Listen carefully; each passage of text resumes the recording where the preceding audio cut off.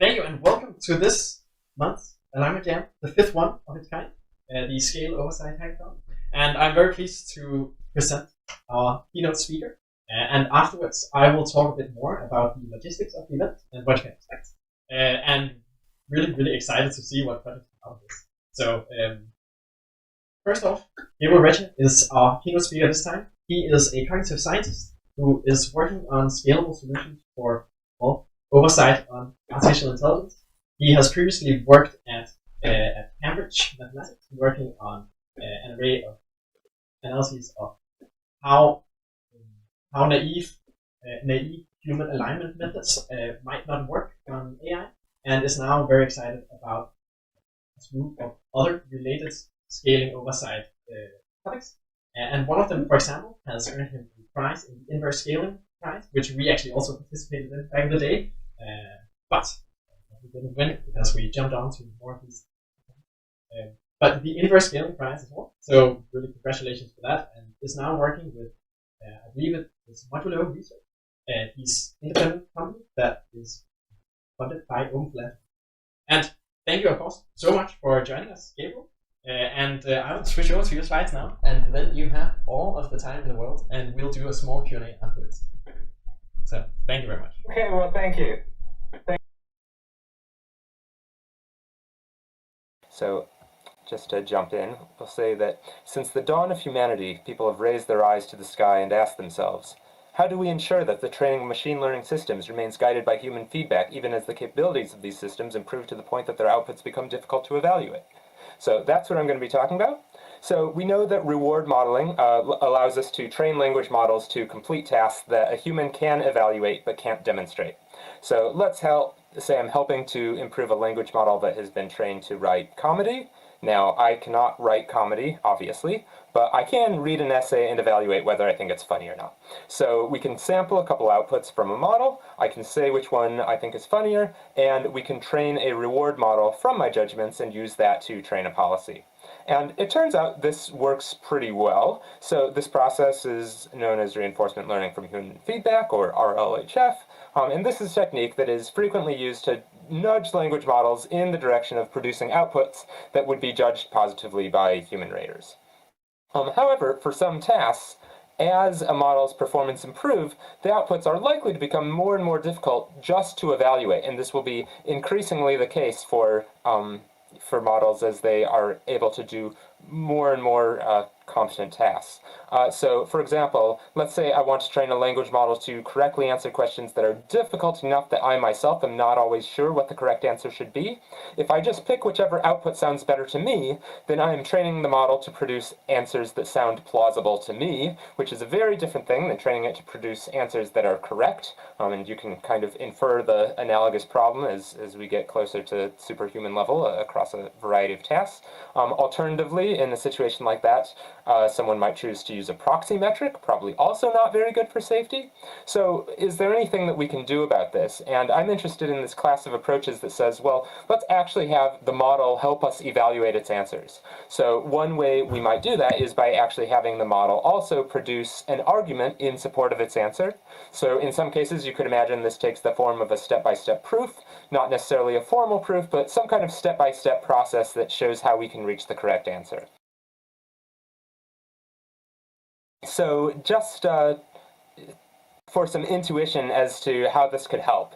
If you showed me, say, this question and this answer, and you asked me, is this answer correct? It might really take me some thinking to answer that. But if you also show me a step-by-step process that leads to the answer, then that proof or argument or explanation, whatever you would like to call it, is actually easier for me to evaluate than the answer is in isolation.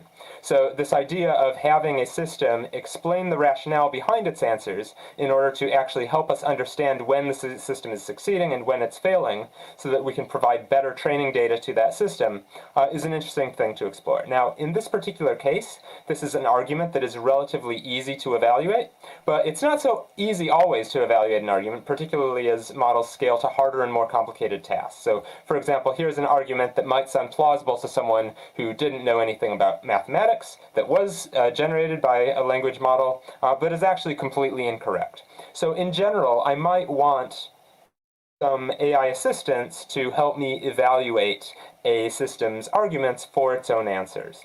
Now, maybe this takes the form of a model that is trained to point out possible flaws in an argument to draw them to an evaluator's attention.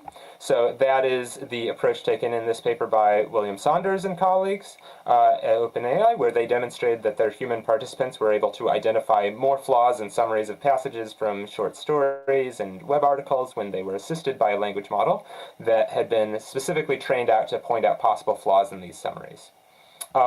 Another approach along these lines is Jeffrey Irving and colleagues' idea to structure things in the form of a debate between two agents, which then compete to give the best arguments in favor of two different options and point out the flaws in each other's arguments. I won't go into great detail on the ideas behind this, as I think probably most of you are familiar with this approach, given that you're at a Scalable Oversight Hackathon, but happy to say more about that later on if there are questions. So in all, you can see these approaches as falling in this category of interventions that help people evaluate agents' arguments. We might also be interested in whether there are training approaches or constraints we can follow that might make agents' arguments inherently easier to evaluate in the first place. That's an approach that I see as complementary with these other kinds of interventions that help people detect flaws in arguments. So you can imagine, for example, using debate as an overall intervention to help people evaluate an agent's arguments, but then putting some constraints on the forms that arguments can take, where those constraints come out of research on what makes arguments easier to evaluate successfully. So what would a proof of concept of this look like? Well, for some kinds of well-defined problems, for example in mathematics or logic, we can fairly easily break arguments up into lots of little pieces, factor them into lots of little bits, and then impose some real strict constraints that make those tiny pieces easy to evaluate. So for example, there was an old 2019 paper out of DeepMind where they trained transformers to solve some mathematical tasks out of a data set they created, and it has lots of subtasks corresponding to different kinds of math problems. Here are some examples of one of the subtasks, which is to divide two numbers between 1 and 8 digits long and say what the remainder is. And I picked this particular task because this is one of the tasks that their model had the hardest time with. The original paper reported below 40% accuracy on this task with 2 million training examples. OpenAI later got around 60% on this task. But you know, long division is a task that many elementary or middle school children can do. If we're allowed to train on millions of training examples, in some ways it's surprising if these models can't do better than that. And in fact, it turns out that if you do, in fact, use something like chain of thought. So let's say we use something like chain of thought prompting to teach a language model how to do these kinds of operations. Well, standard chain of thought prompting, as you might imagine, doesn't work too well here. But you can, in fact, few-shot it or fine-tune it on some examples. And if you do this on some really detailed examples, and I did this basically, I fine-tuned 128 million parameter language model, so tiny model, on 200 examples of solved long division problems, where every example is this very, very long series of steps written in the sort of shorthand that you see on the right here. The details of the shorthand are quite boring, but the upshot is you wind up with these very, very long strings, like so. You fine-tune the model on a corpus of 200 of these. There's some tricks you can do to deal with the fact that they often overflow the context window. And these strings essentially encode the series of steps that you would follow to solve the long division problem correctly. So I've tried to illustrate that, here.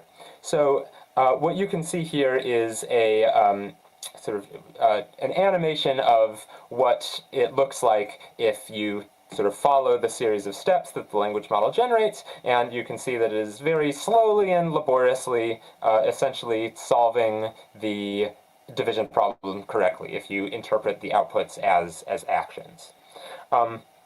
All right, so once this was working all right on a validation data set, we tried this on unseen test sets, and a few interesting things about the results. So one is the least interesting thing in some ways is that it does all right, so over 80% performance on this task.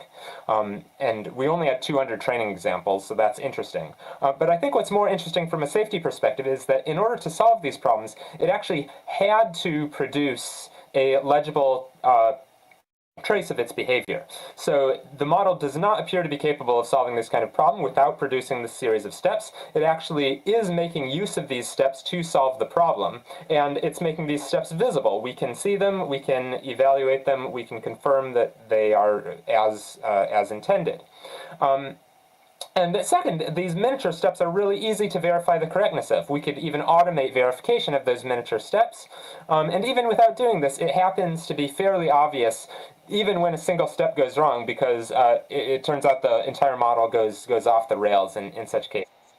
I've included an example here just because it's fun to watch examples of catastrophic error. I don't know if that's coming through on Discord, but this model has completely failed in this particular case to solve the division problem correctly, and it's quite obvious that it has seen a mistake because it has produced this entire trace.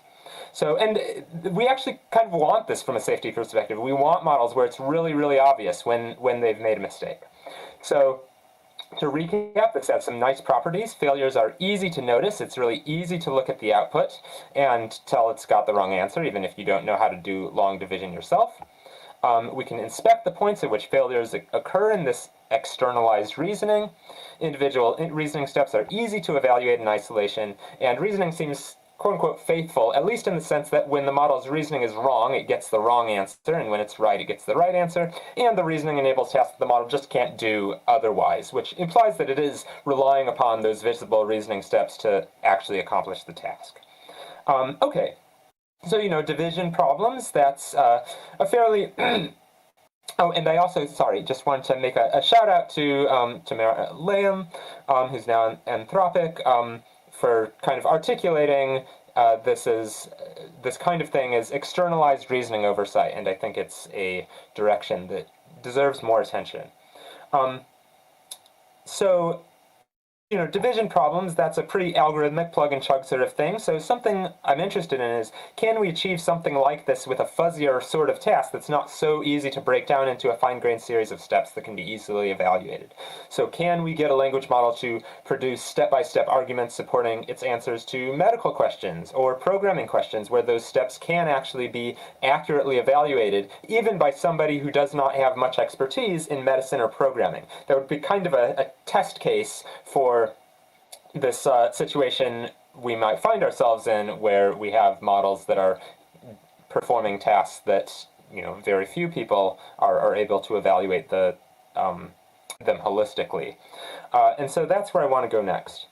Just to quickly take a quick break, and I see something has appeared in the chat. Yeah, I think it's just... just someone saying if we have any questions, feel free to leave them in the chat. Great. So just to highlight that a good question is, does this create incentives for deception? And I think there's a fun example here that I found from the United States medical licensure exam. So this is a question that was posed to a language model sort of trained on in this sort of chain of thought type way, and it says, okay, there's a clinical study, men between 20 and 30 years old are exercising, and it says, compared with the measurement before the session, which of the following is most likely to be decreased? And the language model gives a long note that the question asked, which of the following is most likely to be decreased? And the language model says, during exercise, cardiac output increases to meet the body's metabolic demands. This is increased by an increase in stroke volume. And then it says some more stuff and then concludes, the correct answer is D. So you don't have to be Dr. House to see what is wrong with this explanation. We've been asked which of the following is most likely to be decreased. Language model says stroke volume is likely to increase and says stroke volume is the correct answer. This is a very obvious example, but often a model will generate wrong explanations that actually do seem pretty convincing, at least if you're not a medical doctor. So the question is, if we're doing something like RLHF here, where we're penalizing a model for failures that we notice, and we're rewarding a model when we don't notice a failure, are we incentivizing it to fail in subtle ways that we don't notice? So rewarding it for deception. And I want to highlight, I think this is a real legitimate and important concern. You can improve on that with something like the Jeffrey Irving approach or the Will Saunders approach, and ensure that we have systems that we have trained to be good at helping us detect failures. But there's an argument, I think, that we may not want to be using RLHF at all, kind of in the longer term. And the standard RLHF story would be, model produces an explanation, we find a problem with it, we say we don't like that, and we end up disincentivizing it from producing arguments with problems we can detect, and incentivizing it to produce arguments with problems we can't detect. But instead, we might want a protocol where our model produces an explanation, we find a problem with it, but rather than using RLHF, we say, are there other ways that this particular problem could have been avoided? Maybe steps like this in the training data should have been broken down into even smaller substeps. Maybe the model wouldn't have made that error in that case. Maybe the whole representation of the training data could have been different in some way, that we don't have steps of that kind at all. And are there other things we can do to address this error that we can see, which might also help with errors that we can't see? So a couple of groups have started to refer to this sort of thing as process supervision, kind of as contrasted with outcome supervision, right? So the idea being that instead of an end-to-end black box where you supervise outcomes only and don't get any information about what happens in between, instead you have a pipeline where you're monitoring and evaluating at each stage, which gives you a little bit more insight into what is actually going on. So not the level of insight that you'd get from kind of true interpretability research, but I think it was Jonathan Iwasato and colleagues on Jeffrey Irving's team at DeepMind who came up with this this terminology of process supervision. And as I mentioned, other people have talked about similar ideas under other names, such as Tamara Lamb's externalized reasoning oversight. And if you'd like a primer on what this kind of work can look like, I would definitely point you towards the paper that figure came from, which is this paper out of Ott. And they outlined their own approach, which is quite focused on what kind of workflow and tooling you might need to use in the real world to make this work on non-trivial tasks, and hopefully be competitive with end-to-end training, which is the tricky bit. And they include a very nice review of literature on related work that I would definitely recommend to anyone who's interested in this kind of thing. So just wanting to point out that there are alternatives to RLHF that externalized reasoning oversight might afford. So the next big question, I think, is can this actually generalize to fuzzier tasks, things that aren't mathematics or logic problems that can be obviously broken into these decompositional steps? By fuzzy tasks, I'm using Ajay Kotra's definition of tasks where we have no simple algorithm generated or hard-coded training signal that's adequate. So Ajay has this thought that if we can figure out how to keep systems aligned, even when those systems are better than we are at some particular task, this could have various benefits. So it maybe helps us get practice at aligning systems that are better at some task than some reference subset of humans before we're in a position where we have to figure out how to align systems that are better at all tasks than all humans. It maybe allows us to observe and come up with ways of dealing with different failure modes before they show up in more powerful systems. So just to quote from her a little bit more here, and rather than reading this off the slide, I'll let you just read that for a moment there, and you can see this motivates some of the work I've described and the work that I'm describing going forward. So yeah, the idea is really that you have some task that your model can do better than some set of reference humans, say human lay people. So language model is in between human lay people and human experts. However, your model is worse than human experts. So you have a gold standard, which is the human experts, and you're trying to figure out, is there anything we can do to allow these non-expert humans to successfully evaluate what this language model produces, even though these non-expert humans are actually worse than the language model at this task? So can we have it, for example, help us find flaws in its own answers? And if you can do that, then that allows you to improve the quality of the feedback you're providing to the model so that you can kind of keep it on track, hopefully keep it aligned, even though it's better than you are at the task. And in this kind of experimental setup, you can use the human experts as a gold standard to see if the model is remaining aligned with the non-expert's intention of getting, in this case, getting correct answers to questions. So, and again, I think when Ajaya talks about sandwiching, she's kind of assuming you'd improve the model using RLHF, but as I mentioned, there are ways you could try to improve this without using RLHF, and arguably it's important to have ways to make people better at evaluating an AI system's arguments, even if you're not using that information to actually improve the model in any way. So arguably this kind of thing is important all on its own. So, first of all, in terms of what research like this actually looks like, so do we have tasks that language models can do better at than people, but worse at than experts? We do. Here's one example. I think it seems like every day there's a paper out saying that models are even better at answering law or medical questions, so these numbers are probably well outdated at this point. And this seems true even if you restrict it to questions, of course, that are unlikely to be in the language model's training data. Second of all, we can do a basic sense check just to see, are participants better at determining when the model has reached the wrong answer when they see its argument in support of its answer. And remember, sometimes the arguments look like this, so sometimes they are really easy to see the problem with the language model's answer. So just to be clear about my terminology, the bit in green here is the argument, the bit in blue is the answer. So given that the language model occasionally produces obviously wrong explanations for wrong answers, we would hope that participants would be better at determining when the model has reached the wrong answer when they see its argument in support of its answer, at least sometimes. And in a small study I ran, we saw that yes, seeing the arguments does help. So this was a study with two conditions, control and experimental. In both conditions, our lay people were shown very hard medical questions. They had to assign a probability to each answer choice being correct. And then if they were in the control condition, they got to see the language model's answer only. And if they were in the experimental condition, they got to see its answer and an argument in support of its answer. And then in both conditions, we again elicited the probability that the human assigned to each answer choice. And with just totally naive subjects, just kind of doing this for small amounts of money, showing them whatever the language model's argument happened to be, whether it was plausible or had a problem like the type described. Overall, we did see a small but statistically significant interaction effect, seeing that people are slightly less likely to trust incorrect answers when they get to see the explanations in support of those answers.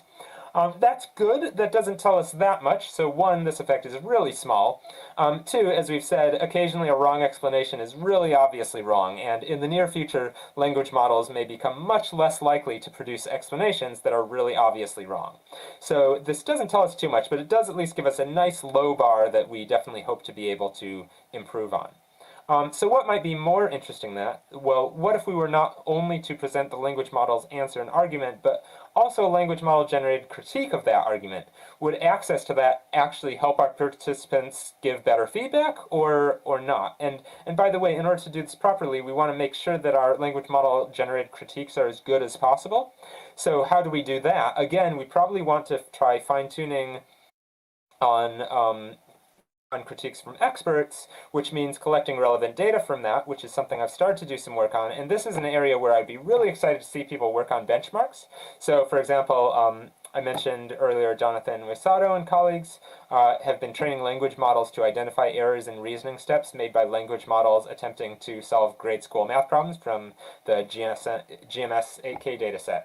Unfortunately, their data isn't public, and in any case, it's restricted to these grade school math problems. I would love to see more people building datasets that could be used to help language models point out errors in other language models' arguments across a wide variety of domains.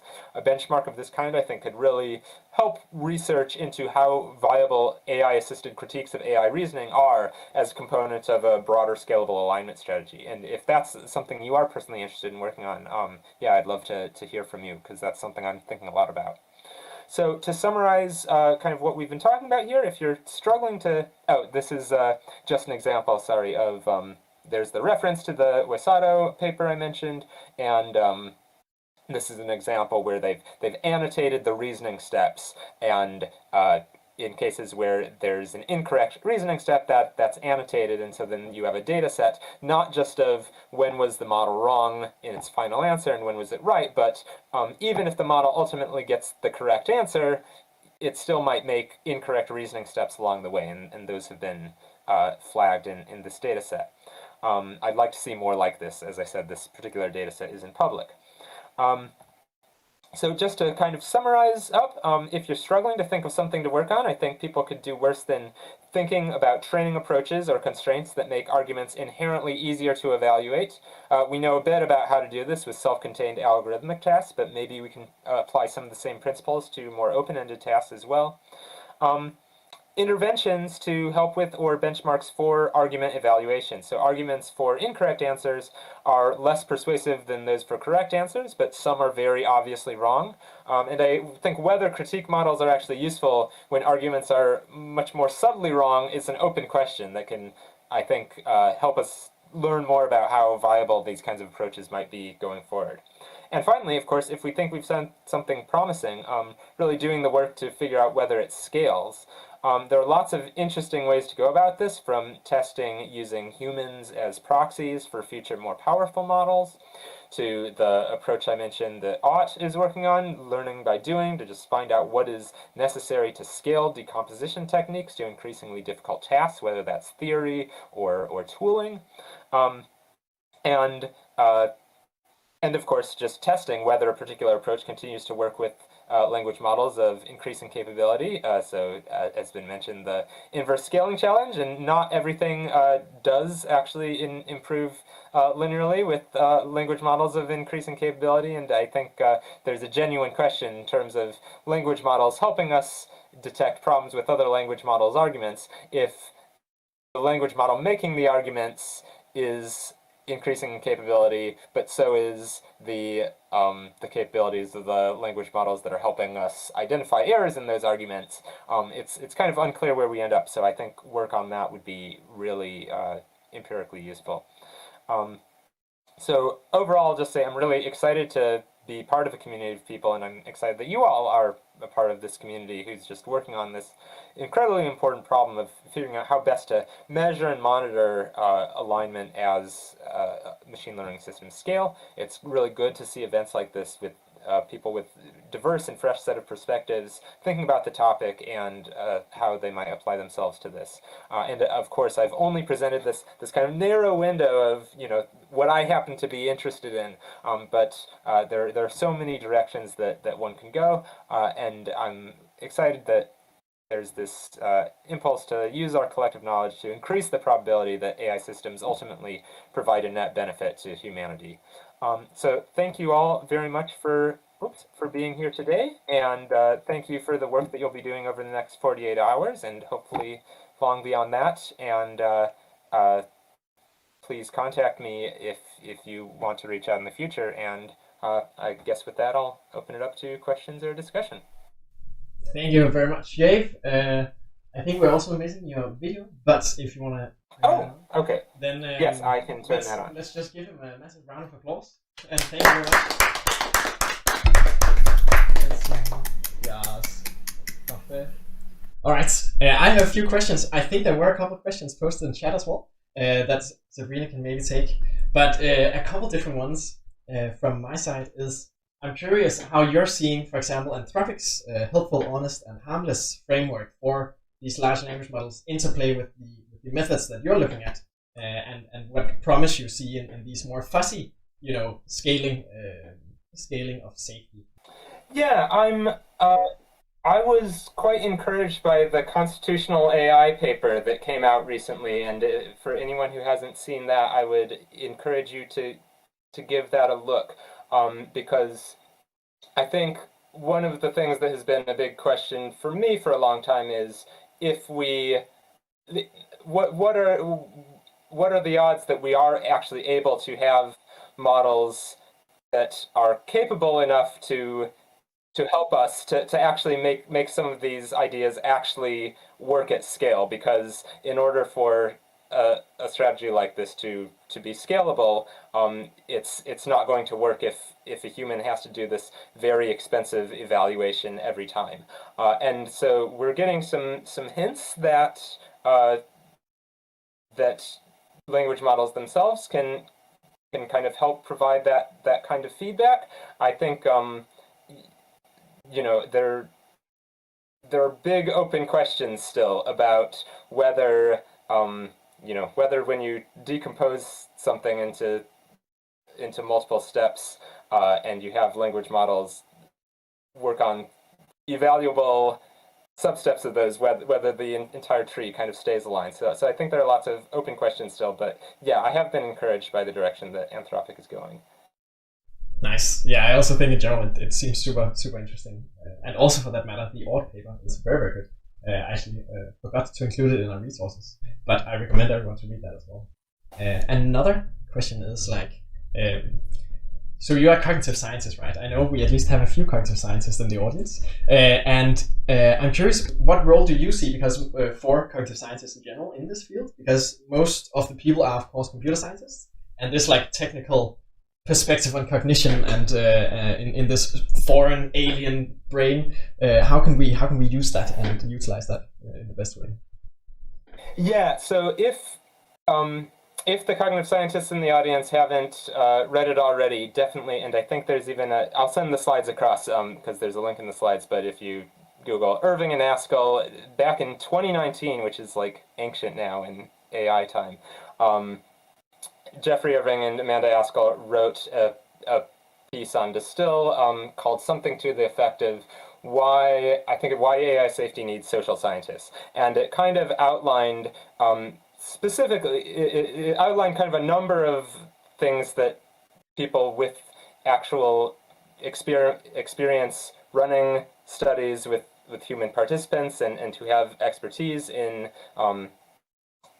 cognitive psychology and cognitive science can do to contribute. And it kind of boils down to the fact that we need to understand how, if ultimately it's going to be humans who are evaluating whether we need human feedback to help us with alignment. And so having people who know how to collect that, who know about biases, not just from, I mean, I know lots of people are going to be familiar with less wrong and cognitive biases in this particular crowd, but actually knowing a little bit about some of the research literature on that, how you actually design experimental stimuli in ways that might be likely to reduce bias or detect bias. There are, I think, just speaking from myself, when I first kind of started thinking, for a long time, I felt like, wow, this AI safety stuff that all these people who have brains for decision theory and computer science are doing, like, great, seems really important. Too bad I can't really contribute to that myself.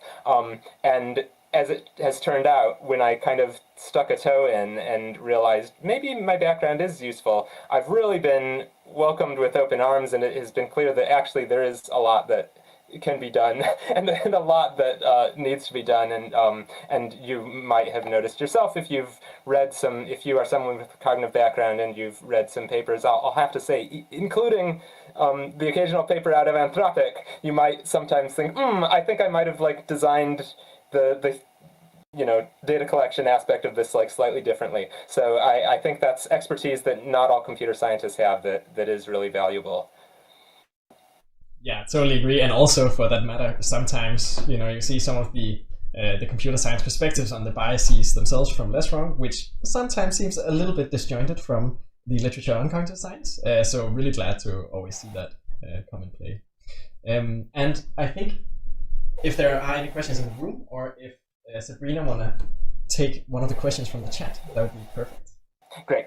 Is process supervision an alternative to RLHF, or is it a way to collect data that can be used for RLHF and other supervised learning methods, i.e. through chain of thought prompting?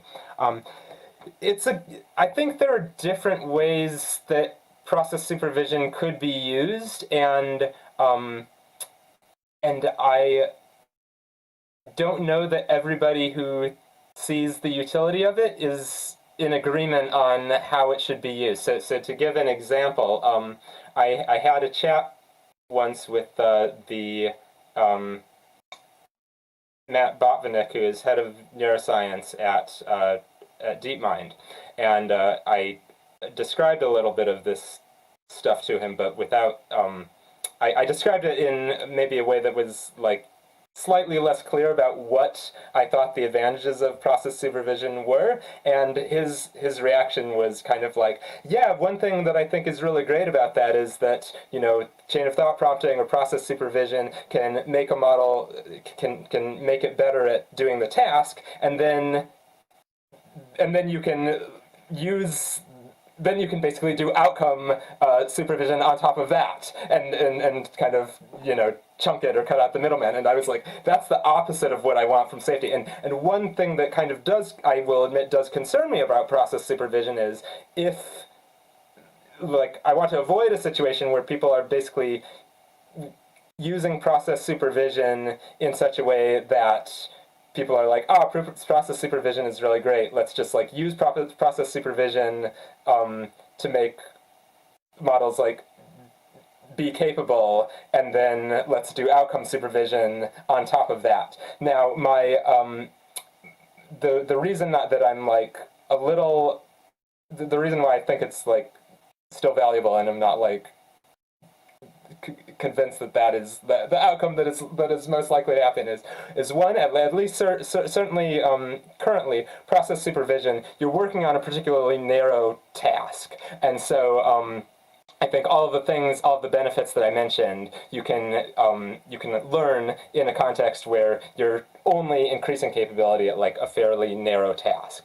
I think also my kind of meta level hope is if there were the combination of we get good at figuring out how to do process supervision well, and there's the impulse, and it's well communicated, these are the safety benefits of process supervision, then I think actually I would be really excited if people who see themselves as capabilities people and want to make AI systems be better, I would love for more of them to be spending their time trying to figure out how do we make systems that where we can kind of like understand what they're doing and measure what they're doing at every step. Like, I would love for all those capability people to be spending time like on that sort of thing. So that's kind of like my meta level hope for why I'm excited about process supervision is that I just feel like if the field in general went in that direction, including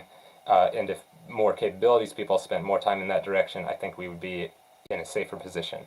But yeah, it's an open question how people will actually use the results of a system that is trained using process supervision. Yeah, definitely some good points. And I'm also curious, like in that vein, how do you see, you know, when models get bigger and bigger, we'll probably need to exactly cut out the middleman and sort of replace these human evaluators with models. Or do you see that we want to just build more and more scalable systems of oversight for humans instead of actually doing some sort of, okay, this AI is very secure and controls this, like a debate thing? Yeah, I think in my view, what you kind of want is you're going to need to offload certain evaluation to a model because otherwise it's not going to be scalable.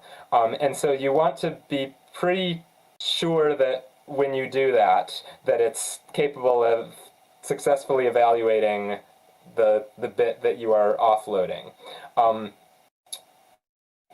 And I think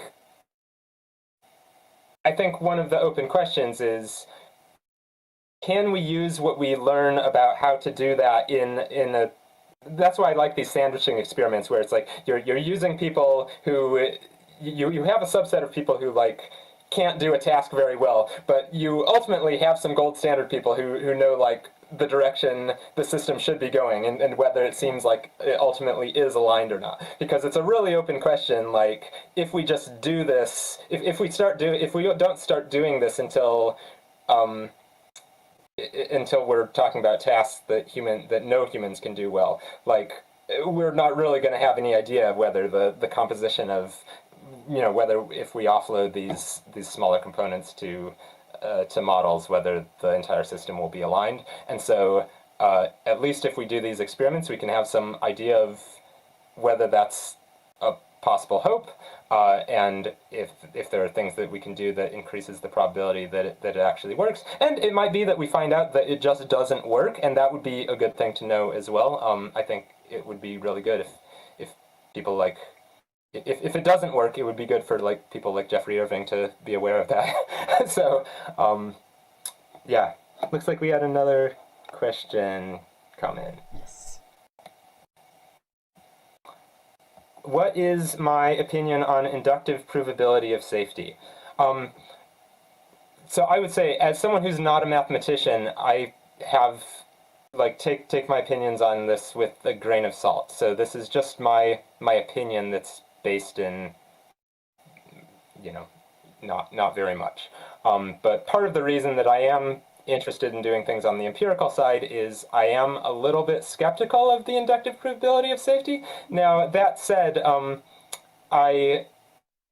it's funny, I had a conversation once with Neil Nanda where he was asking why I was interested in the empirical stuff, and I said, honestly, part of it is I have a background in empirical stuff. It's where I see that I can contribute, and so it's easy for me to kind of dismiss people who are really trying to do serious proofs because I can't do it myself. And he said, you often hear the opposite, which is people who are good at mathematics and CS think that these proofs will work because that's what they can do. So I don't know, but I would love.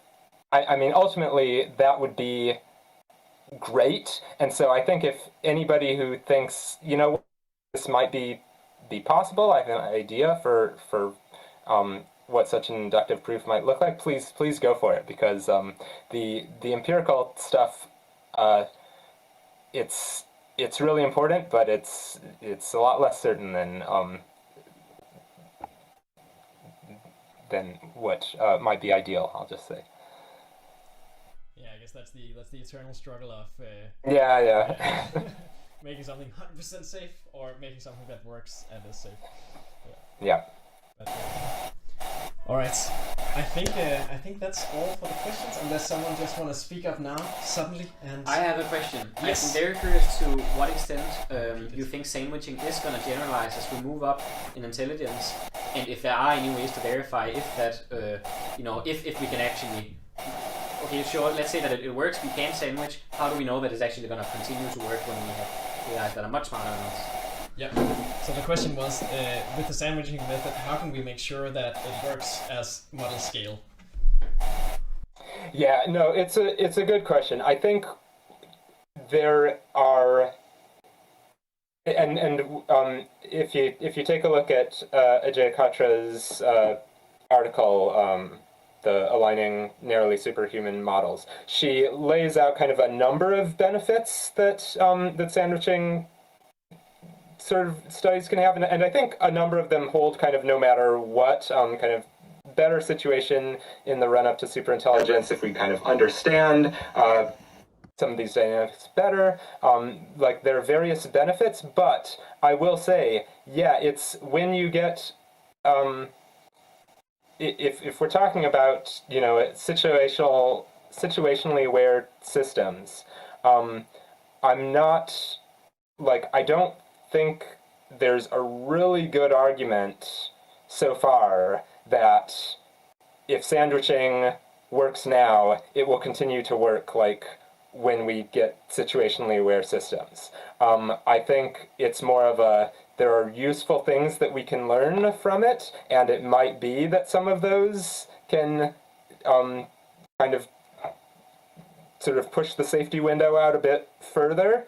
But I would be, I'm a little nervous when I think about like people only taking that approach, and that's one reason I'm really happy that the AI safety community is growing and has people kind of looking at things from all angles, because I feel like, in my view, some of the types of empirical work that are being done now have the opportunity to sort of like push the window out a little further. You know, Jeffrey Irving always likes to say, like, get to the point where language models can help us with alignment, or where AI systems can help us with alignment. But we don't know exactly what helping us with alignment looks like at this stage, and so it's important for us to do as much of our own work in the meantime, in case they can't, basically. And again, that's the trade-off. Yeah.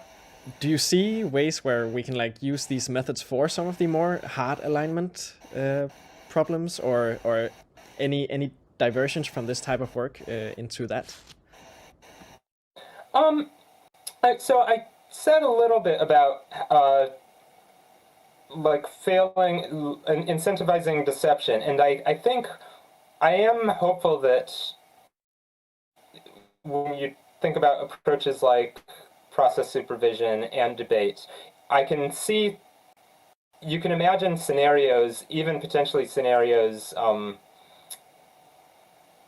also you can imagine scenarios that would be doom scenarios that I think that those methods could help us avoid. I don't necessarily. I think it's open for the reasons I said, as to like whether we actually get to the point of avoiding all doom scenarios. But I think it's like we shouldn't discount. I think even if there ultimately is no one-shot solution, we shouldn't necessarily discount things that kind of push the window farther, because as we get more powerful systems helping us out with some of these things, the more time that you buy yourself, the more important that can be. And yeah, sorry, I don't have a really articulated answer to that, but those are the thoughts that come to mind. Nice. Yeah, I think that's a perfectly good answer, because, you know, what we're seeing is also we need these sort of methods that can work now, since Google and Microsoft have now initiated an arms race and whatever. So we sort of need the methods that work now, and then figure out along the way how we can embed them the best and develop them into what we want. All right. I don't think there are any more questions for now. Thank you so much to you, Gabe, and let's just give him another round of applause for this wonderful talk. This was really great. Well, thank you so much for having me. Yep. Wunderbar. Have a great workshop. Thank you. And maybe if you tag Gabe in some of your questions, maybe he'll be around the server. I don't know. You mentioned answering some questions on email, but yeah, and I have a 2-week-old child, so I did not commit to participating in the hackathon myself. But yeah, I'll pop in at some point now and then, and if you send a question in the server, or you can I'll just put there's my email in there as well, if anyone wants to send me any questions. Perfect. Yes, and completely understandable, of course. And take care of your 2-week-old child, and we'll figure out the rest. Yeah.